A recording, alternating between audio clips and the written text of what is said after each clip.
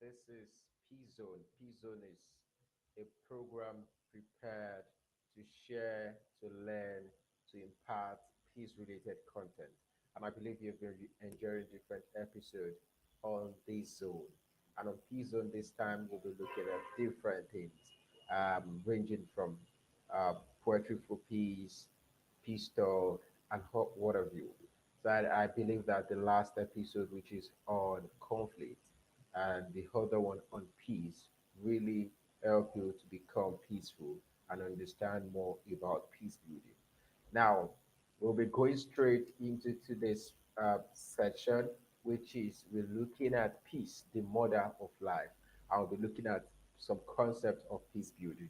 So straight to it, we have Peace, the Mother of Life, a poem um, written by Moses Shegun Abolade. The universe is at peace, and every light smile well with another, standing at ease in a coordinated order. The sun so audacious but careful, moon gentle, subtle yet beautiful. Indeed, peace is the mother of life. The oceans and the fish live in peace. The birds struggles less about swimming, thinking only about the waves and tides, ever at peace with the wind. The fishes enjoying the rewind. Indeed, peace is the mother of life. The vegetables willing and able to grow for times unstable, they are ever ready for the mamas as they walk and think of no karma.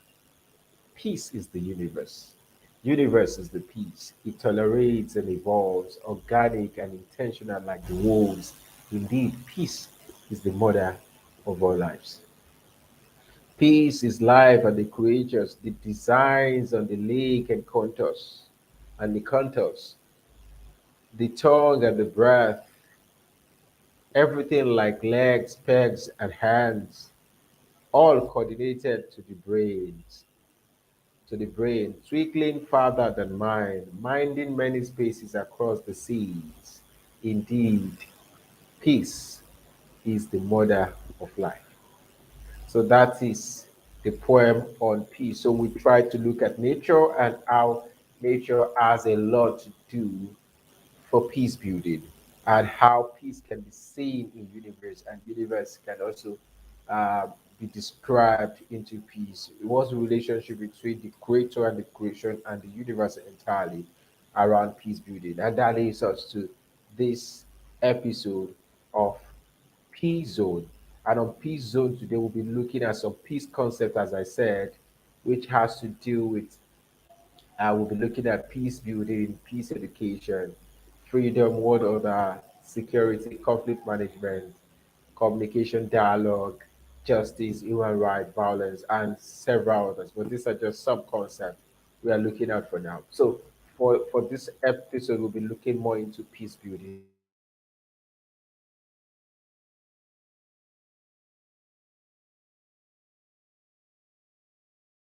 So we'll be looking at Peace Education and Practice Network. Peace. This is peace building means the development of constructive personnel, group, and political relationship across ethnic, religious, class, national, racial boundaries. However, this definition is by Cook Institute, not Peace Education and Practice Network. Yeah, it aims at resolving injustice in non-violent ways and to transform the structural conditions that generate violent conflict. Now, if you're interested in peace building, now it means that you're concerned about looking at or aiming at resolving injustice in the long term. You're concerned about what happens to peace building in the long term, what happens to conflicts you're resolving in the long term. So it's not just about now, it's not about the people present, it's about deeper things that goes into the root causes of violence, who are those involved, and how long is this process of peace building will maintain, how will they be able to maintain their relationship going further. Now, this is a long term process that seeks to address the underlying causes of conflict, helping people to resolve their differences peacefully by building trust and relationship to lay the foundation for to prevent future violence. Now, if you solve a conflict, what's the intention? Is it for them to just end at that time and return back to it, let's say 3 years time? No. Peace building, we're looking at 300 years from now, 100 years from now, 30 years from now. So it is a long-term process that seeks to address the underlying causes. Why are people fighting? Why are they agitating in the first place? Why is it that people are protesting? So if you don't deal with those issues, it might be difficult for you to manage it in the long term. So other definitions we have relates to what we have from conciliation resources. They mentioned that it is a long-term process again of encouraging people to talk, repairing relationships, and reforming institutions. And if you can relate that to SDG 16, which is peace, justice, and strong institution of the United Nations peace agenda, you discover that it's also about reforming institutions. Institutions must, the system itself must be working. You must manage, you must ensure that people talk. People come to the negotiation table, they feel that they are part of the process, and you must encourage them to open up so that you can repair damaged relationships. And from the relationship you repaired, you're going to build strong institutions that will, in furtherance, manage the situation going forward. Now we have other definitions that expresses that is fundamentally about dealing with the reason why people fight in the first place. This definition is by International Allied, saying that we need to understand why people fight in the first place. Um, while also supporting societies to manage their differences and conflicts without resorting to violence. So it's important that we understand the long, the why people fight. Now, the reason behind the causes of conflict, which we treated last episode, so that you understand that people do a lot of things for several reasons that might not be easy for you to understand from afar. So you, as a peace builder, you must be close to the situation so that you understand what it is, what were the reasons, who are these people involved in violence, and what is the long-term goal. How are we going to transform it not to resurface again? There's what we call relapse of violence, so it must not relapse itself. So we have facts about peace building. Now, the first time peace building was introduced at the United Nations was done by Boutros Ghali, Agenda for Peace in 1992. Um, we all know that we know that Boutros Ghali was the former UN Secretary General who did a lot of work around ensuring peace across the globe. Um, so peace building itself engages a comprehensive vision. So we are not just looking at separating or resolving conflict. We are concerned about what happened after we've resolved conflict.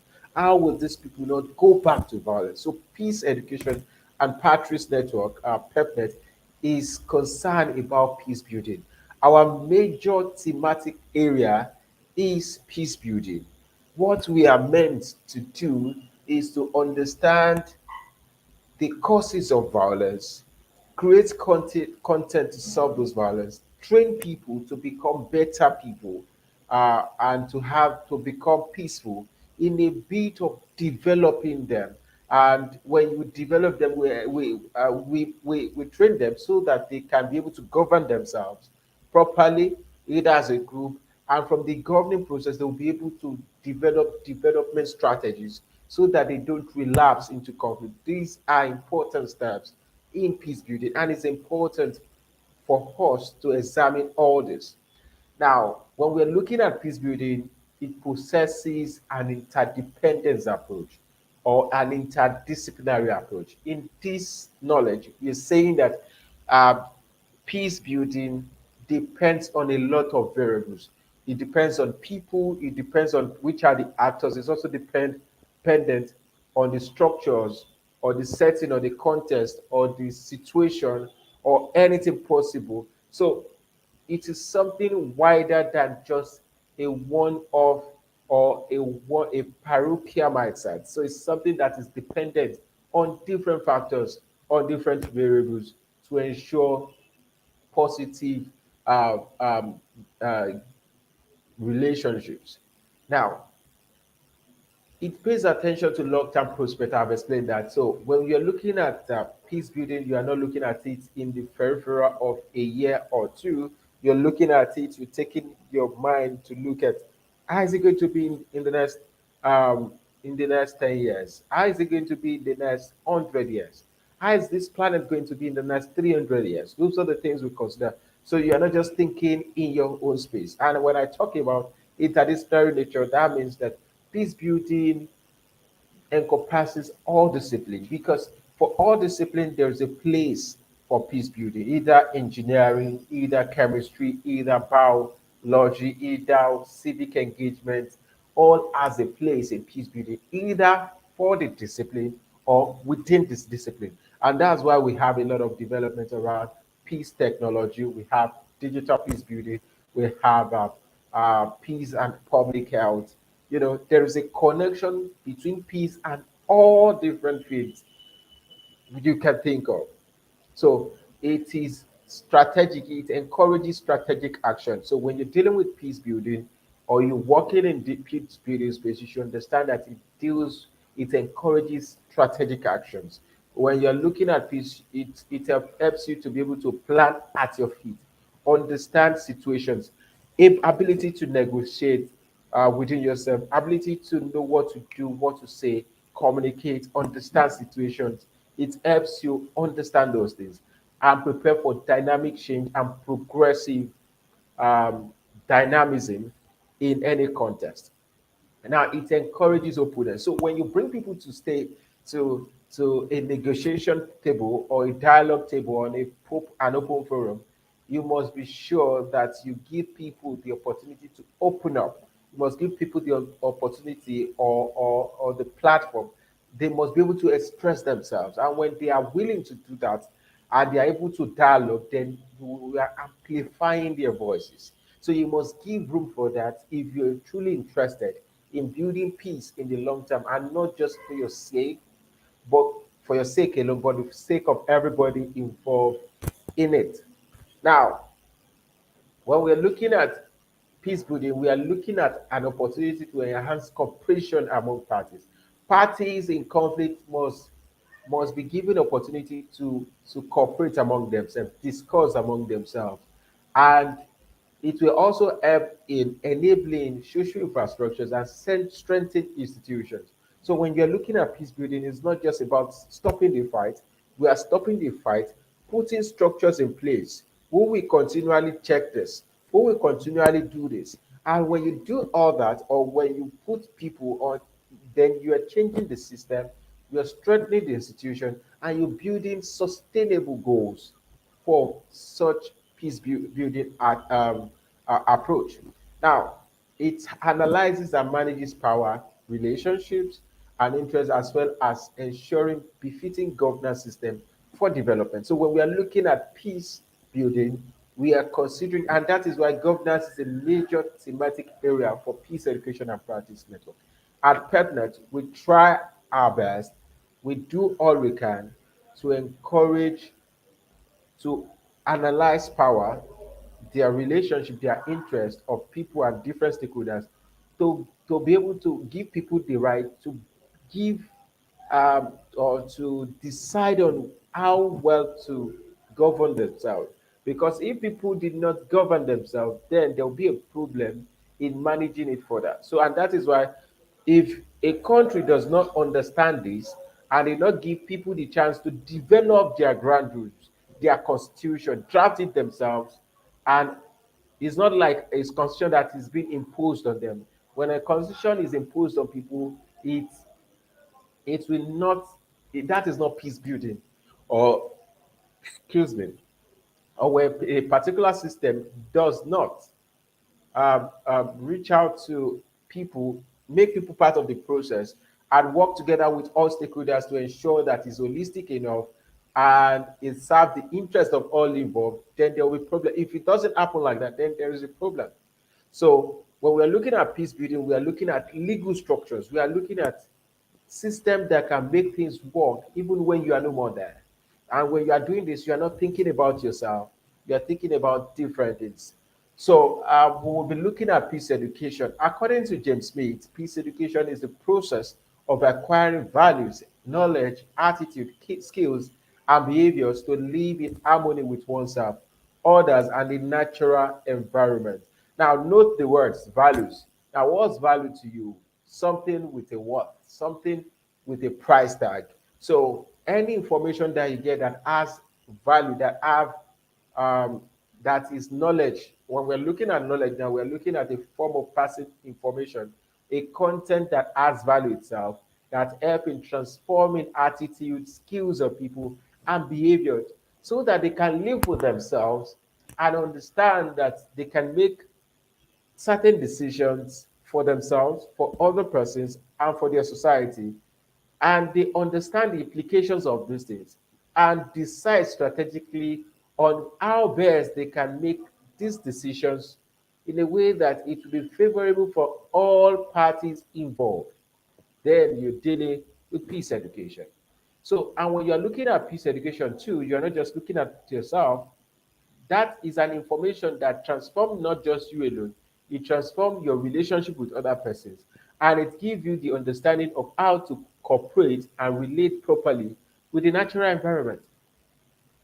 So I want to believe that you've learned one or two things on today's episode of Peace Zone. Please ensure to discuss and interact through this platform or on other platforms about peace, about what we have shared, and share this information with other persons. In case you want to engage in counseling and mediation section, we always have that every Friday on the Twitter space. Please try to join PepNet on the Twitter space. Our handle on Twitter space and other platforms except Instagram is at official underscore PepNet.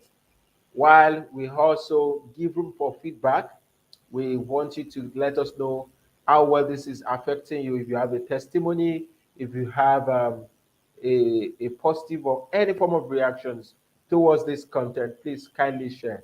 It's important so that we know how well to serve you better. In case you're interested in partnership or you're interested in sponsorship of any kind, kindly reach out to us via ppepnet@gmail.com or the number on your screen.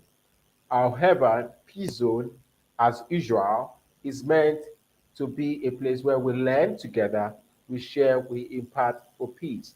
And I want to encourage you, please keep learning about peace, keep sharing content of peace, keep imparting people for peace building. And we believe that as we all do this, we will move people from violent conflict situations or zones to peace zone. Thank you for joining me. I remain Moses Shego Abolade, and I hope to see you on Twitter tomorrow for counseling and mediation for peace on Peace Zone. Thank you very much, and bye for now. Bye.